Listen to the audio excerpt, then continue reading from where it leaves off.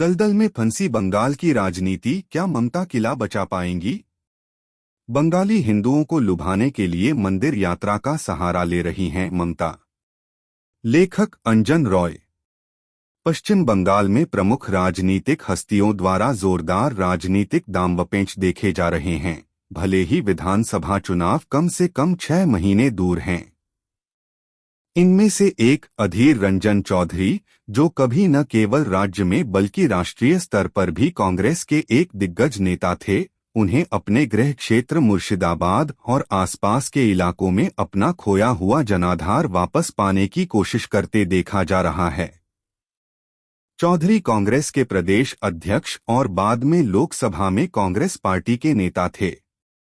ममता बनर्जी ने अधीर रंजन चौधरी को उनके निर्वाचन क्षेत्र में हराने को अपना एकमात्र लक्ष्य बना लिया था और अधीर को हराने के लिए उन्होंने प्रतिद्वंद्वियों के साथ कई गठबंधन किए। नतीजतन अधीर रंजन चौधरी अपनी सीट हार गए और उसी समय उन्होंने कांग्रेस के केंद्रीय नेताओं का विश्वास भी खो दिया। चौधरी को प्रदेश कांग्रेस अध्यक्ष पद से हटा दिया गया, लेकिन इस अहम पद पर उनका विकल्प इस काम के लिए काफी नाकाफी साबित हुआ और बंगाल में कांग्रेस लगभग खत्म हो गई है। इसमें कोई शक नहीं कि ममता के सत्ता में आने के बाद हुए ध्रुवीकरण के कारण कांग्रेस ने अपनी प्रासंगिकता खो दी है और उनका वोट बैंक बुरी तरह से खत्म हो गया है। दरअसल ममता का एक मुख्य विचार कांग्रेस से नेताओं को तोड़कर अपनी पार्टी बनाना था, ठीक वैसे ही जैसे वह खुद कांग्रेस में थीं और एक युवा नेता के तौर पर उन्हें मुख्य रूप से राजीव गांधी का समर्थन प्राप्त था।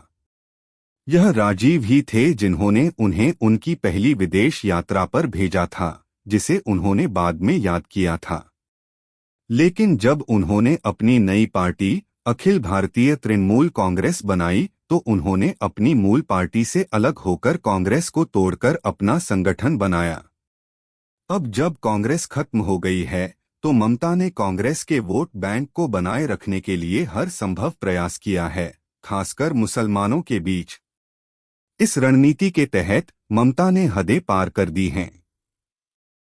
कांग्रेस को हराने और खत्म करने के बाद उनके सामने वामपंथी पार्टियों, खासकर माकपा के मुस्लिम समर्थकों को अपनी ओर खींचने की चुनौती थी, जिसमें वह काफी हद तक सफल रही हैं। उनके कई प्रमुख नेता माकपा से आए हुए लोग थे। हालांकि बाद में वे बोझिल साबित हुए। वे अतीत की वैचारिक बोझ ढो रहे थे और उन्हें तुरंत इन तत्वों से दूर हटना पड़ा। अपनी पार्टी में मुसलमानों को आकर्षित करने में बहुत सफल होने के बाद अब वह घटते वापसी के बिंदु पर पहुंच गई हैं। उनके अधीन काम करने वाले कई मुस्लिम नेता ममता की तुलना में ज्यादा महत्वाकांक्षी हो गए हैं, जिन्हें ममता अपनी पार्टी के दायरे में आराम से समायोजित नहीं कर सकती, जबकि कुछ निश्चित रूप से विद्रोही मूड में हैं। यह स्पष्ट नहीं है कि ये अभी तक ज्यादा पहचान और शक्ति के लिए उनके खिलाफ असली विद्रोह हैं या सिर्फ दिखावा है।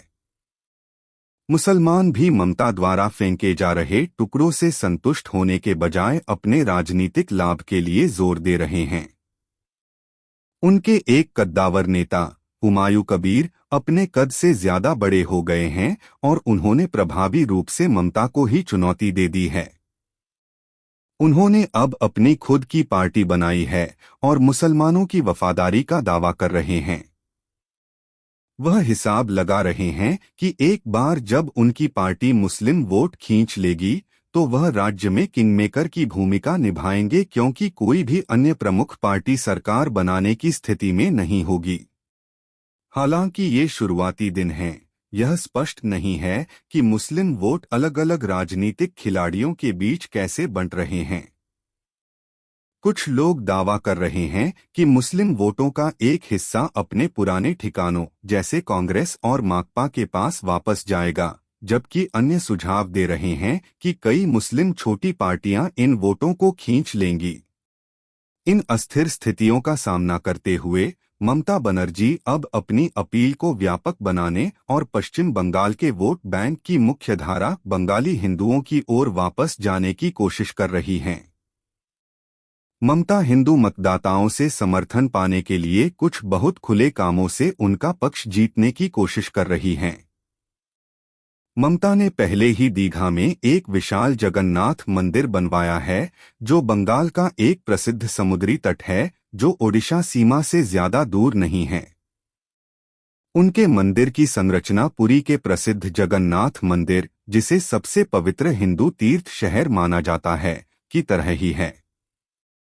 हालांकि कोई भी वास्तव में यह विश्वास नहीं करता कि यह पुरी के मूल मंदिर से थोड़ा भी तुलनीय है। ममता ने अपने दीघा मंदिर का प्रबंधन इस्कॉन को सौंप दिया है, परंतु वह यहीं नहीं रुक रही हैं। अब उन्होंने राज्य के कुलीन न्यू टाउन इलाके में दुर्गांगन के निर्माण का उद्घाटन किया है। दुर्गा से जुड़ी किसी भी चीज का बंगाली हिंदुओं में गहरा भावनात्मक जुड़ाव है, और बनर्जी ने अब राज्य के गैर टीएमसी समर्थक हिंदुओं को वापस लुभाने के लिए एक महत्वाकांक्षी दुर्गा मंदिर और उससे सटे कॉम्प्लेक्स के लिए यह नया प्रोजेक्ट शुरू किया है। फिर भी यह कार्यक्रम पहले ही एक तरह के विवाद में फंस गया है। दुर्गा मंदिर के लिए चुनी गई मूल जमीन मुसलमानों की बताई जा रही थी, और उन्होंने हाई कोर्ट में याचिका दायर कर इसके निर्माण पर आपत्ति जताई थी। बाद में कोर्ट ने निर्माण पर रोक लगा दी और जगह को जल्दबाजी में बदलना पड़ा। निश्चित रूप से यह उनके चुनावी स्टंट की रणनीति का अंत नहीं हो सकता। वह अब दो घोड़ों पर सवार हैं, जो चाहे कम से कम कहें तो भी एक असंभव काम है। लेकिन यह कहना होगा कि उनके राजनीतिक कौशल पश्चिम बंगाल की लड़ाई में बाकी सभी खिलाड़ियों के कुल कौशल से कहीं ज्यादा है।